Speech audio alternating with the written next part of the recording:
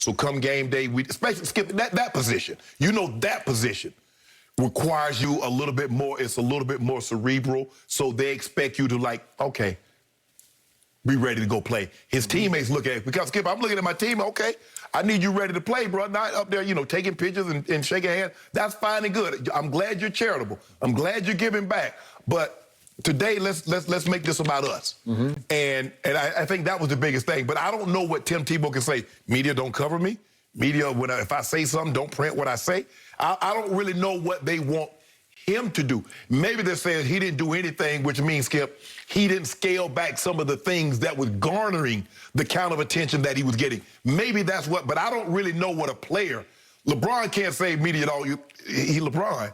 Tom Brady, he's Tom. So the media's going, he does, the media's going to come. So maybe scaling back some of the things that he did on game day, maybe that would have curtailed some of it, but I don't really know what Tim per se could have done other than that. I mean, you guys not going to come out and speak and say media don't do this stuff. I don't think he's going to do that. But I just think the thing is a lot of people that I talked to said it was like Tim relished, he cherished it, he looked for the attention, and he did not, he wanted more of it.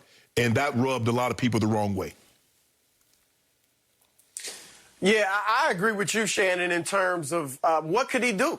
If he held a press conference and said, don't cover me, don't print what I say, don't let me be a distraction, it could come off as arrogant, it could come off as insincere, or it could come off as ungrateful. Like if he talked about not liking Tebow Mania or all of the hype, and it could come off as disrespectful to his fans. So I don't know what he could have done.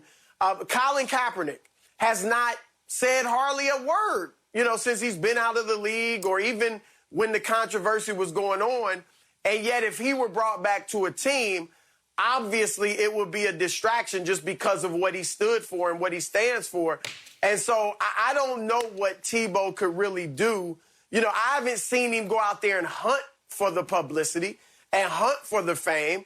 And here's what I'd say. Why should he tamp it down? He's not trying to outshine Trevor Lawrence. He wasn't trying to get more pub than Jacob deGrom and the rest of the New York Mets when he signed with their farm team. This is a guy that has not made a lot of money from professional sports because he hasn't had a long career. And so he does need to make a living, whether it's broadcasting, it's his endorsements, whatever. His fame helps him make a living. So I don't know why he would tamp it down, even if he could. But I'm with Shannon. I don't really think there's anything he could do about it. Okay, so if we look hard at how Tim Tebow has handled the media since he first starting games for Denver late in the 2010 season. He started 3 games. Yep, last 3. That was after Josh McDaniels had been fired. Correct. And then he started the 6th game of the year the next year in 2011 after they had fallen to 1-4. Correct. So he starts the rest of that year. And I know for a fact we tried to get him to do a 6 or 8 minute interview when I was on First Take back in 2011, and we couldn't get him because he was doing no interviews except for his, is it a Wednesday media availability after Wednesday's practice, or maybe it's before practice, but before practice, and then he would do the post game, and that was all, twice a week.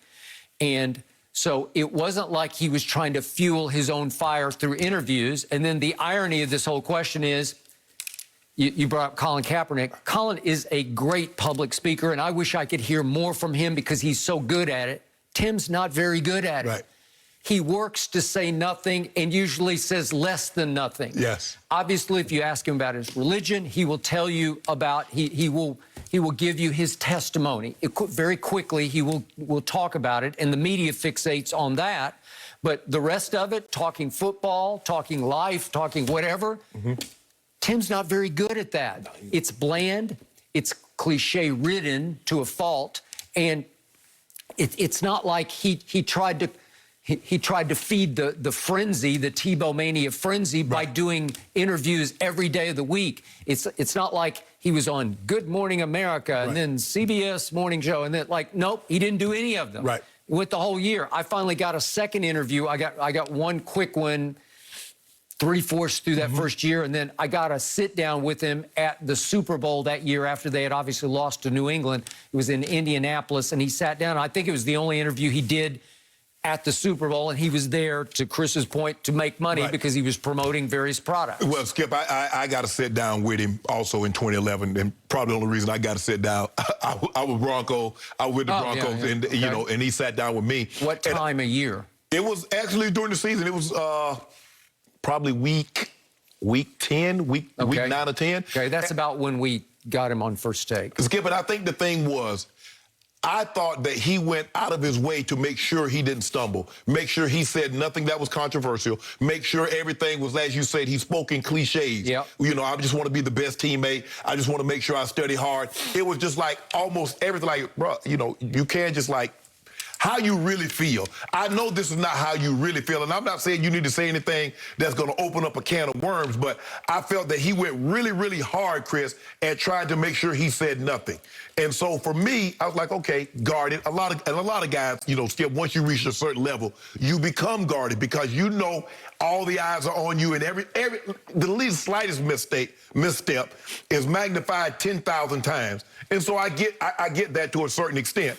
But for me, like I said, for me, when I look at Tim, it's never been, and Skip, I think this started like in college when he put 316 on his eye black, on the little tape on his eye black. I think that's when it started then. Yeah. But that really never bothered me. John 3:16, a Bible verse. Right, the Bible verse. Skip, that really never bothered me at the end of the day because, Chris, and I know you know Reggie White. Reggie, almost every time, Reggie, you come around Reggie, he gonna talk to you, you know, you go Bible study, Pro Bowl, Reggie have Bible study, he gonna put his arms around you. But it didn't bother, I don't think maybe it rubbed some people the wrong way, and maybe they avoided him, maybe they didn't. But I think because Reggie was such a great player, people didn't focus on his religion because he was such a great player. Well, Tim Tebow is not the player, so I think maybe people focus on the religion. I don't know what it is, but I've never seen anything like the phenomenon that Tim Tebow is. I've never seen anything like it. If he was Tom Brady, I get it. But I don't even know if Tom Brady moves the needle quite like Tim Tebow does. And I've never, like I said, in no sport, I've never seen anything like Tim Tebow. He's simply the most polarizing athlete in the history of sports, I believe. Yeah. Go ahead, Chris. Tebow, the most polarizing? Yep. It's, when you compare, when you talk about LeBron, you talk about historically great figures. Think about Jordan, historically great figure. Tom Brady, historically great figure. You talk about Tim Tebow is like, he's really a marginal player. Yeah, if that. But the interesting thing about Tebow is, like you said, Shannon, everybody focuses on his religion. And yes, he had the 316 on his eye black, but he really doesn't like go out of his way to just put it in everybody's face. You know, he's open about it, he's unashamed about it, but it's not like you said, like Reggie White, where he's saying it every time he talks, he's talking about his religion. But I think it's because of his story, you know, he's the son of missionaries and things like that. And a lot of it you hear from his teammates or his coaches. Like, I think of Urban Meyer talking about how great of a teammate. I'm not talking about recently, but when Tebow was at Florida, and how great of a leader and a teammate and how inspirational he is. A lot of that talk comes from the other people in his locker room publicly. And so I don't know that Tebow's fueled it. I think some of the popularity, look, when you're a Christian in this society, you do take pride in seeing other Christians who are, you know, popular and celebrities and successful in whatever their career is, and they're known in society. So a lot of Christians do look at a Tim Tebow and take pride in him standing up for the Lord in such a public way. So I think that has something to do with his popularity. But I don't think he's gone out of his way to necessarily promote his religion more than just answering questions honestly about it. Okay, yet, Chris, you just said that he's even less than, what did you call him, a marginal player. And Chris said, Marginal? if that, marginal. Yeah. And I see it completely different because when he was given his chance to start in 2011 for a 1-4 team, his QBR in the last 5 minutes of those starts was #1 in the NFL because he was as clutch a player in a small sample size as I have ever seen. He pulled out of the fire one win after another, turned the Broncos into the #1 rushing attack in pro football, and they won the division coming from 1-4 and won a home playoff game. And then can you explain to me why he never was even given the opportunity to start another game in the NFL? And my theory is that, back to religion, it was the media's sort of frenzied focus on Tebow's religion. He would Tebow, as they called it, Tebowing, you know, he would kneel after a touchdown, give thanks to the Lord above. And that focus created